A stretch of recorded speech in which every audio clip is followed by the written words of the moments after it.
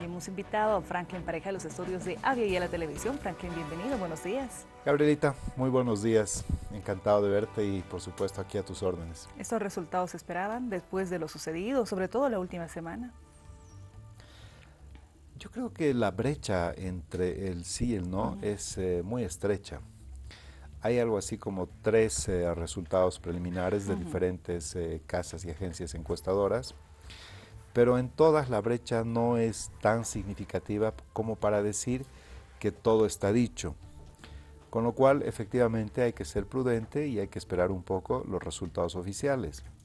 No obstante, hay cosas que sí valdrían la pena rescatar, que generalmente en todos los procesos donde la figura del presidente era la que estaba siempre en primera línea, el presidente Evo Morales es la marca registrada del movimiento al socialismo, pues las victorias siempre eran bastante contundentes.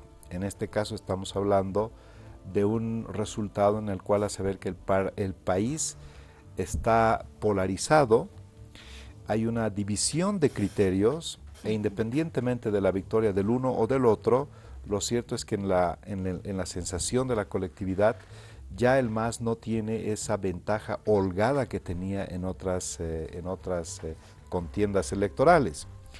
Si eso es bueno o eso es malo, eso habrá que verlo más adelante. Lo importante también hay que rescatar que la población boliviana, como siempre, manifiesta su fervor democrático, asiste, participa, y ahora como la brecha es tan pequeña, pues un voto es oro, y creo que estamos en esa etapa donde lo que viene es oro en polvo, ¿no? ¿Qué elementos han jugado para esto, este tipo de circunstancias, de situaciones? Porque hace un mes el movimiento al socialismo tenía una lectura diferente de este proceso. Sí, pero a ver, yo lo manejaría para no especular tanto en Exacto. términos más cuantitativos. El movimiento al socialismo tiene aproximadamente un 40% de voto duro a nivel nacional. Este voto duro significa que es un voto fidelizado. Para decirlo de otra forma, lo haga bien o lo haga mal el gobierno o el presidente, este voto es tan duro, tan fidelizado, que igual va a apoyar. Y por otro lado, hay lo que se denomina un voto anti-Evo y anti-MAS, que es un 30% aproximadamente. Eso significa que el presidente, aunque recupere el mar, es probable que ese 30% nunca le apoye. Entonces, el MAS ha partido con 40% de piso y todas las fuerzas opositoras han partido con 30% de piso.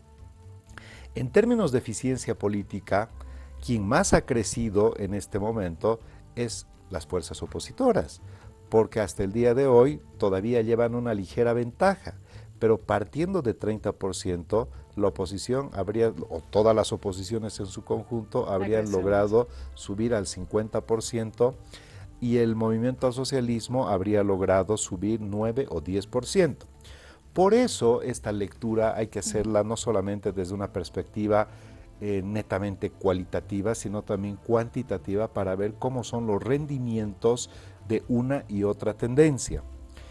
Lo que se ve ahora es que es un panorama bastante complicado, sí, en términos políticos, porque cuando se tiene un estado de situación en el cual la población está dividida, entonces se genera una tensión dinámica que luego puede incidir en lo que va a ser el desempeño y el desarrollo de la gestión, porque no nos olvidemos que el día de hoy va a salir el sol, la luna no se ha ocultado, el presidente Morales sigue siendo presidente y todavía le quedan 4 años de gestión y la población tiene grandes expectativas de una agenda tanto gubernamental como política, que todavía hay muchas cosas por hacer. Entonces, no hay que ver el evento de ayer como algo apocalíptico, pero sí como un punto de inflexión donde la marca registrada ya no ha arrollado como en el pasado, aunque todavía no se sabe cuál será el resultado final. En ese contexto, sin tomar en cuenta resultados, ¿cuál sería la reflexión al interior del movimiento al socialismo? Yo creo que esa es una pregunta realmente muy buena. y creo que deberías preguntárselos a los del movimiento De hecho, van a venir socialista. y les vamos a hacer la misma consulta, pero una impresión Pero, no, estoy jugando. ¿Qué diría yo desde una perspectiva, desde un enfoque personal, por supuesto? Primero, el movimiento al socialismo es una fuerza política, la más grande del país, que tiene el 66% de las alcaldías de Bolivia, que tiene 7 de 9 gobernaciones, que tiene miles de concejales y cientos de asambleístas. ¿Tú crees que en una fuerza política tan grande no existe una, 2 o 3 personas capaces de tomar la posta para un nuevo proceso?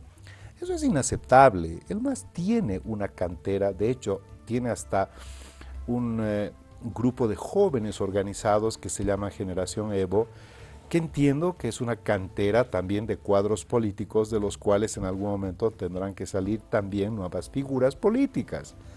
Entonces, la insustituibilidad de la figura presidencial actual creo que es un mito, y la reflexión interna tiene que ser que una fuerza política como el MAS se tiene que institucionalizar, porque esa dependencia casi monolítica solamente del jefe, al mismo tiempo que es una fortaleza, también es una gran debilidad, porque no estaríamos pensando de que todo el proceso de cambio se sustenta solamente en la figura del presidente, y eso, más allá de hacerle daño al presidente, lo que le hace daño es al proceso como tal. Creo que ese tipo de reflexiones son las que tienen que entrar en clave interna, serena, pero profundamente autocrítica, porque un partido que tiene, o una fuerza política que tiene tanto poder, tanta expansión, tanta presencia nacional, no puede manejar un discurso, pienso yo, solamente evodependiente. Ahora, Franklin, se tenían esos resultados preliminares donde se tiene una ventaja, ¿no?, de entre 3, 4 hasta 5%, depende de la empresa encuestadora que las ha hecho pública. Y vemos a la oposición, a Samuel Lore Medina, sobre todo con un discurso ya inmediato. Lo propio después hizo el señor Revilla, ya pero con otros elementos en el discurso. Y en la noche, 21 horas con 30 minutos aproximadamente, sale el vicepresidente en Palacio y dice, esto puede ser un empate técnico, muestra algunos resultados, Sí. hay que contarlos voto a voto. Bueno, a diferencia de una elección natural o normal, cuando las diferencias son casi iguales, o mejor dicho, cuando la diferencia es mínima o ínfima, se suele ir inclusive a segundas vueltas. En el caso de un referéndum se gana por un voto, ¿verdad? O sea, basta que haya un voto de diferencia, no hay empate técnico. Y al día de hoy no hay empate técnico porque hay más de 100.000 votos de diferencia, creo que más de 200.000 votos de diferencia en favor del no. En términos porcentuales estamos hablando de 2% en un caso y de 5% en otro caso. Entonces aquí no existe ningún empate y no va a existir en ningún momento un empate. Va a ganar o el sí, va a ganar el no. Esa es una declaración política, de decir, todavía no canten victoria, señores, porque estamos empatados. Se entiende, obviamente, el vicepresidente también está haciendo política y los opositores también están haciendo política, lo cual no tiene nada de malo. Finalmente, esto es un evento político y los políticos tienen que hacer política, Gabriela. No, nadie le puede decir al otro, oye, no festejes, no te alegres y no aparezcas en televisión, porque es un legítimo derecho, pues, que cada cual quiera salir. Lo que sí pienso es que estamos en un momento, como diría Gramsci, en el cual lo viejo no termina de morir y lo nuevo no termina de nacer, ¿no? Porque también es cierto que desde la perspectiva del análisis de las figuras políticas que representan la oposición, tampoco hay ninguna renovación. Entonces, quienes realmente deberían haber tomado el liderazgo de una nueva visión de oposición deberían ser estas figuras electas en las últimas elecciones subnacionales y marcar una cierta presencia con la más absoluta legitimidad que les reviste haber ganado en sus regiones, en sus municipios.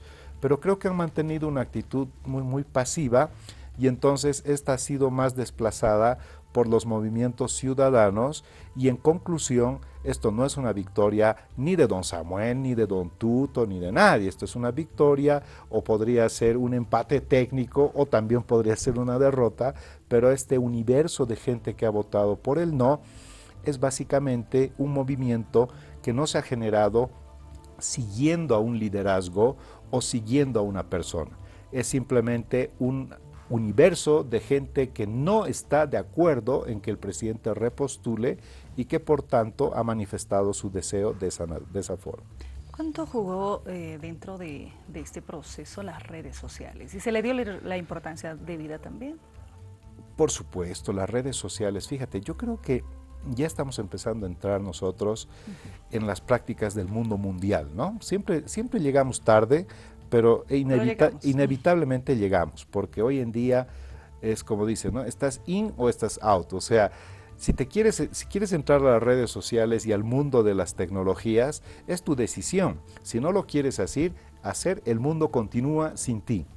Pues bien, el día de hoy, la potencia de las redes sociales está visto que es más efectiva, más barata, más accesible y más atemporal porque es 24 horas funciona que los medios de comunicación. Segundo, tú puedes cerrar un canal, puedes clausurar un periódico o una radio, pero no puedes callar el mundo virtual porque eso sería un apagón digital. Tercero, las redes sociales efectivamente no manejan códigos ni tampoco elementos de responsabilidad. Así como hay muchas cosas buenas, hay muchas cosas malas. Entonces las redes sociales no tienen un campo de regulación ética. Entonces, ¿qué generan en un proceso político? Generan grandes dudas. Y cuando la población entra en grandes dudas, obviamente empieza a decantarse por una o por otra. Por eso mismo las redes pueden ser determinantes en un proceso de campaña y quien no las quiera utilizar, indudablemente que lo único que está haciendo es perder un espacio importante de efectividad en la acción política. Una última pregunta, ¿la supieron utilizar? Tanto del sí como del no, algunas más, otras menos. Sí, yo creo que sí, yo he visto una intensa actividad política en las redes sociales, tanto del sí como del no, y básicamente en dos líneas discursivas, ¿no? El movimiento al socialismo tratando de mostrar excelencia de gestión y garantizar continuidad con Evo Morales, y por el lado de la oposición tratando de maximizar el elevado nivel de corrupción y tratando también de generar un espacio de que la alternancia es necesaria para impedir la continuidad precisamente de un gobierno corrupto. Son las dos líneas discursivas, gestión versus corrupción, y las redes sociales han servido para que a través de esas dos líneas discursivas se alimenten de verdades, de mentiras, de medias verdades, pero al final así son las redes sociales. Franklin, muchas gracias por habernos acompañado. No, a ti, querida Gabriela.